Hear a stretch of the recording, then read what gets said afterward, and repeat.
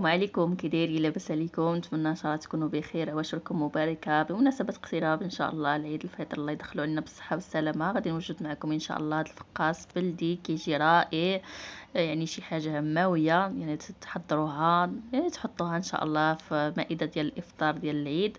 نتمنى ان شاء الله هذه الوصفه تنال الاعجاب ديالكم، وان شاء الله غادي نشارك معكم هنا جميع الاسرار ان شاء الله باش يجيكم الفقاص الناجح من اول تجربه ان شاء الله. وحتى الناس اللي ديجا كتجربوا وما كينجحش معها، غير تبعوا معايا لا فيديو ان شاء الله، غنشارك معكم جميع الاسرار ان شاء الله من الاول حتى الاخير. خليكم ان شاء الله مع تتمه الفيديو، فرجه ممتعه للجميع. غادي نحتاج في المكونات، عندي 6 ديال البيضات، 2 معالق كبار ديال النافع مطحون، غادي نحتاج 2 ساشيات ديال الزهر، زهرة البرتقال، غنحتاج 3 ديال الساشيات ديال الخماره ديال الحلوى من فئه 8 غرام، غادي نحتاج واحد الكاس ديال الزنجله محمر شويه، غادي نحتاج تقريبا واحد نص كاس ما وصلش ديال الماء الزار، غنحتاج واحد 2 كيسان ديال العنبه ديال الزيت و2 كيسان ديال العنبه ديال السكر ما يعادل زلافه. غناخذ هنايا تقريبا عندي هنايا كاس ونص ديال اللوز، تقريبا يعني عندي هنا تقريبا واحد 200 غرام ديال اللوز، وعندي هنايا 150 غرام ديال الكركاع. المهم الكميه ديال المكسرات كتبقى على حسب، تقدروا تزيدوا تقدروا تنقصوا. وغادي نحتاج تقريبا هنا واحد كيلو ديال الدقيق. ناخذ هنا الخلاط الكهربائي، غنوضع فيه البيض والسكر والزيت والماء الزار وديك 2 ساشيات ديال الزهر، وغادي نطحن هاد المكونات مزيان. من بعد غادي نوضعهم هنا في واحد القصريه اللي غادي نعجن فيها الخليط. غادي نضيف ليها هنايا النافع. هنا بالنسبه للنافع انا علاش كنديرو مطحون، صراحه كيعطي واحد المذاق زوين، وحتى الفقاص اللون ديال الفقاص كيجي محمر وكيجي يعني لون موحد. وغنضيف الزنجلان وغنضيف المكسرات. هنا نسيت ما ذكرتش معكم ان اللوز راه رطبته هنايا نص ساعه، يعني بالتدقيق يعني نص ساعه تخليوه ترطبوه في الماء، ولكن حتى تغسلوه في الاول عاد ترطبوه في الماء باش اللوز ما كما تعرفوا اللوز كيكون فيه الغبره. وبالنسبه للكركاع هنايا يعني غير غسلته كما كتعرفوا كتكون فيه الغبره صافي وصفيته. اللوز اللي كترطبوا انا كنرطبو غير في الماء عادي، ما كندير لا ما زهر لا حتى شي حاجه، غير هو متفوتوش ليه اكثر من نص ساعه. الا فوتوا ليه يعني رطبتوه بزاف، راه ملي غتبغيو تدخلوه الفران تقطعوا الفقاس وغتدخلوه الفران، راه اللوز ما غاديش يطيب، ما غاديش يتحمر، غيبقى خضر. هنا من بعد غادي نضيف الدقيق، غنضيف لنا 3 ديال الساشيات ديال الخماره ديال الحلوى. صافي غنبقى هنايا نجمع الخليط. كما كتعرفوا يعني جميع الانواع ديال العجائن ديال الحلويات راه ما كيتجمعوش، يعني ما كيدلكوش عفوا، غير كتجمعوا بالاصابع. غنبقى نضيف هنايا يعني بالتدريج. هنا تقريبا الكميه ديال الدقيق اللي كنت يعني عبرت هنايا كيلو و100 غرام، يعني هي هو هذاك العبار جاني يعني على القياس ديال العجينه. هو بعض المرات كيهز ليا كيلو حتى الكيلو 100، وعلى حسب نوعيه ديال الدقيق وعلى حسب يعني الحجم ديال البيض. بعض المرات كيكون البيض كبير، بعض المرات كيكون البيض نتوما عارفين كيكون متوسط. كما كتعرفوا هنايا العجينه ديال الفقاص باش تعرفوها يعني العجينه ناجحه، هي كتجربوها كتحربلوا واحد شويه ديال العجين، كتحربلوه وكتخليوه الوقت اللي كتخليوه يعني العجينه ما كتسيحش، كتبقى يعني شاده الشكل ديال الشكل شكلتو فيها كيبقى هو هذاك. نتوما كتشوفوا معايا القوام ديالي راه كندير الصبعي راه كيبقى يعني كيبقى بشكل الصبع، يعني كيبقى لاطراس ديالو.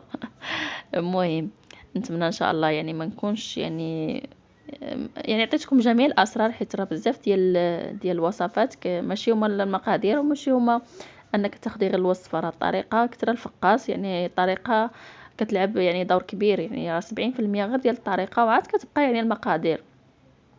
كما كتعرفوا راه هو خص العجينه يعني تعرفي القياس ديالها، وكذلك حتى الفران نتوما تعرفوا معايا يعني الطريقه كيفاش طيبوا الفقاس باش ان شاء الله ما يتفرقعش لكم في الفران، ما يتشقش لكم من الوجه ديالو. وان شاء الله يكون هذا الفيديو مفيد لكم، غير خليكم معايا حتى الاخير ان شاء الله.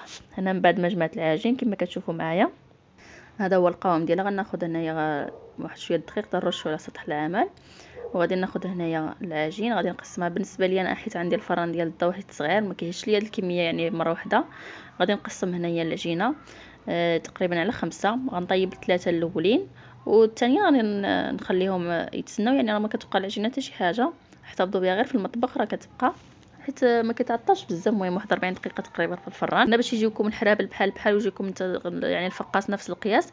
اللي عنده الميزان وتوفر ليه الميزان من الاحسن يعبر. انا غناخذ الميزان وغادي نعبر هنايا يعني هاد العجينه قسمتها على 5، يعني كل كره يعني تاخذ ليا نفس القياس ديال وحده اخرى باش يجوني يعني كلهم نفس القياس. غادي نعبر فيهم هنا تقريبا واحد 440 حتى ل 450 غرام. المهم تبقى على حسب الفران اللي عنده الفران ديال الغاز كبير، راه هاد الكميه راه كتجي هي هذيك في الفران. كدير واحد 3 ديال الحراب الكبار كيجيو مزيان، وحتى الكسور هذيك ماشي الكسور حتى ديك الجناب ما كيبقاوش لكم بزاف، ماشي بحال الفران ديال الضو كيبقاو ديك الجناب صغار ماشي بزاف. المهم راه حتى هما ما كيبقاوش كتار. انا من بعد ما عبرت العجينه غادي نشكل هنايا الكرات. انا بالنسبه لي انا جوج كرات غنحتفظ بهم ونغطيهم هنايا بالسلوفان ولا نديرهم في بلاستيكه ونخليهم على جنب حتى الوقت اللي يطيب ليا يعني لاطه الاولى عاد نرجع للثاني. عاد هذوك نحربلهم، ما تحربلوش تخليوه في اللاطه اللي حربلته راه حلا كيخمر. لا خليوها غير هكا كرات وغطيوهم بلاستيكات وتترجعوا يعني تطيبوا الكميه الاولى عاد رجعوا ليها. هنا من بعد غادي نحربل هنايا هاد 3. هنا من بعد ناخذ الصينيه اللي غادي نفرش ليها البابي كويسون. بالنسبه لي انا ضروري كنستعمل هاد الورق ديال الزبده صراحه كينفع. كما كتعرفون الفقاس يعني كدهنوه بالبيض راه كيلصق، يعني اللي ما عندوش يعني البابي كويسو ولا ورق الزبده يرش يدهن بالزيت ورش بالدقيق باش ما تلصقش ليه العجينه. المهم انايا غادي نحربل هنايا العجينه، وكما كتشوفوا معايا كنحاول نبسطها شويه بيدي ونحاول نقاد يعني الحربول باش يجيني مقاد. يعني كنقرص غير شويه ما كنقرصوش بزاف باش يجيني الشكل ديال الفقاس زوين. صافي هنا من بعد غادي ناخذ معلقه صغيره ديال الكاكاو مع معلقه ديال المزهر وصفار بيضه، اولا تقدروا ديروا بيضه كامله. صافي غادي ندهن به الوجه ديال الفقاس. صافي وغادي ناخذ فرشيطه وغادي نحاول ندير خطوط يعني يكون نفس الاتجاه، ما يكونش فيه ديك التموجات باش ما يتقطع الفقاس يجيكم زوين. ومن بعد غادي ندخلو هنا الفران. بالنسبه للطريقه ديال الطياب ديال الفقاس راه هو النجاح ديال الفقاس، يعني الا ما درتوش الفران بارد كنأكد على الفران بارد. اللي غيتفرج في هذا الفيديو خصو يعني يتبع الفيديو من الاول حتى الاخر ان شاء الله باش ياخذ هاد الطريقه. ضروري الفران يكون بارد من ندخلو الفقاس. اما نفس الطريقه بالنسبه للفران ديال الضو، بالنسبه للفران ديال الغاز نفس الطريقه. بالنسبه لي انا كتشوفوا معايا عندي فيه 3 ديال الطبقات. غادي ندير هنايا الشبكه في الطبقه الثانيه ونحط فوق منها الصينيه، اولا ديروا الصينيه مباشره. المهم اللي تشوفوا نتوما يعني النوع ديال الفران اللي عندكم. صافي وكندير درجه الحراره في الاول يعني كتكون عندي الماكسيموم. عاد بدا يسخن الفران ديك الساعه كنقص ندير 150 حتى ل 140.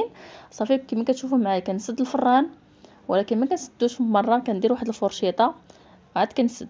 كنتوما تشوفوا معايا كدرت سد الفرشيطه باش يبقى لي الفران منفس وما يتشقش لي الفقاس من الوجه ديالو. صافي كنخليه يطيب على النار اللي كتكون مهيله 140 بالنسبه للفران ديال الضو. بالنسبه للفران ديال الغاز راه كتنقصوا يعني اقل حاجه. صافي كتخليوه يطيب حتى كيبان لكم نشف وطاب. صافي كنخرجوا كناخذ واحد الزيف كما كتشوفوا معايا هنايا اللي عصرته مزيان من الماء. صافي كناخذ هنايا هاد الحرابل ديال الفقاس. صافي وغادي نديرو نخليه ليله كامله وعاد ان شاء الله الغد ليه عاد نقطعو. تقدروا بحال دابا طيبتوه في الصباح تخليوه حتى الليل وتقطعوا. المهم خصو اقل حاجه يفوت واحد 4 ديال السوايع حتى 6 ديال السوايع باش ما تبغيو تقطعوا ما يتهرس لكمش في التقطاع. صافي هنا بالنسبه للعجينه اللي بقات ليا حتى هي بنفس الطريقه. نخلي لنا الفران يبرد شويه، انا حليته وخليته مفتوح باش يبرد. صافي كنخليه يبرد وعاد كنعاود نحرب العجينه وغادي ندهنها بالبيض عفوا بالخليط ديال البيض والكاكاو بنفس الطريقه حتى هو بنفس الطريقه ديال الطياب بنفس الطريقه بنفس الوقت. صافي حتى هو بنفس الطريقه ما غادي نخرجوا غادي نغطيه ونخليهم يعني في المجموع نخليهم ليله كامله. الصباح ان شاء الله نقطعوا. وهنا من بعد ما دازت انا ليله كامله كما كتشوفوا معايا الفقاس انا حيدت له ديك الجوانب حيت عارفين من الخليط ديال البيض كيهبط مع الجناب حيدته بالموس. انا كناخذ هنايا الموس حاد العادي اللي كنقيو به الخضره يكون مازال جديد ولا تمضيوه مزيان. صافي كنبدا نقطع كما كتشوفوا معايا راه ما كيتهرس ما حتى شي حاجه ما كاينش الكسور كيبقاو غير ديك الجناب اللي صغار صافي ديال الفقاس. غادي نقطع هنايا الفقاس بنفس الطريقه حتى نكمل. غادي نشعل الفران هنايا على درجه الحراره 150 فوق والتحت وغادي ندخل هنايا الفران بعد ندخل عفوا الفقاس من بعد ما غادي نستفو هنايا في اللاطات وغادي ندخلو الفران على درجه الحراره اللي كتكون مهيله وكتردوا مع البال وكتخليوه يتحمر على خاطرو باش كيجي محمر من داخل ومن برا وكيجيكم اللون ديالو كيكون مذهب وكيكون زوين على الطريقه اللي كتشوفوا معايا. نتمنى ان شاء الله هاد الفقاس ينال الاعجاب ديالكم، ونتمنى ان شاء الله ما نكونش طولت عليكم في الهضره، ولكن بغيت نشارك معكم الاسرار يعني الطريقه بالتفصيل باش ان شاء الله ينجح معكم ان شاء الله. بالنسبه لي اول مره غيجرب الفقاس ينجح معكم الفقاس ويجيكم نتوما بهذا الشكل وبهذا المنظر اللي كتشوفوا معايا، راه كيجي زوين لا في المذاق ولا شكلا. نتمنى ان شاء الله تجربوا هذه الوصفه وتعجبكم. بالنسبه للطريقه ديال الاحتفاظ غناخذ هنايا هذا الفقاس غنديرو في واحد الباطه اللي كتكون مغلق يعني محكمه الاغلاق، وناخذ واحد الطريف ديال السكر اللي كنعمرو به اتاي وكنوضعها مع الفقاس وكنغطيه مزيان يعني بالسلوفان وبالغلاقه ديالها صافي، وكنخليه غير في البلاكار كيبقى محافظ على القرمشه ديالو. نتمنى ان شاء الله هذا الفيديو يكون على اعجاب ديالكم ونكون خفيف ظريف على قلوبكم. وبقى لي نقول لكم الا بالسلام عليكم، نتلاقاو ان شاء الله في وصفه جديده وفيديو جديد وعشركم مباركه. بالسلام عليكم.